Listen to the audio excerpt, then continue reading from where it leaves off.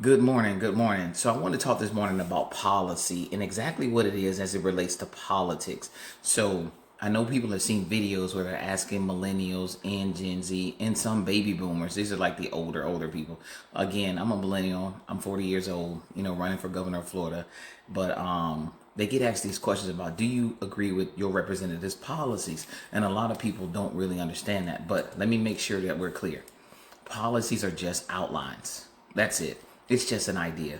Your representative throws out an idea, and that idea he wants to maybe turn into legislation and law, or he could just be pandering to a group to get the vote. This is why I kind of preach about character and hoping that the person that you choose, if you do choose me, and you walk this walk with me all the way up to 2026, if things change, if you start to see my rhetoric change, it's important that you understand that.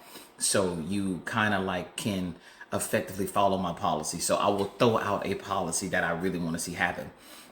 If I get elected in 2026, one of the first policies, one of the first things I also want to do is, and I'll have to definitely prioritize this, is stop the rent raising for at least 3 years. Because you only get a 4-year term. So three of my terms, I want to stop raising rent. Keep it at where it's at to give Americans a chance to catch up and figure out where we're gonna go in relation to living wages.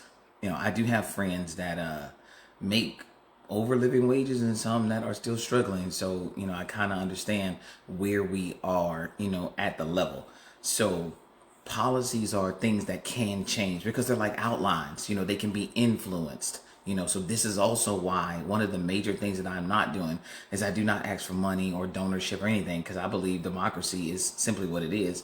The people vote for what they want and they should get what they voted for, if they're in the majority. So I don't want to ever be backed by a major donor that would look like it could influence my character one way or the other.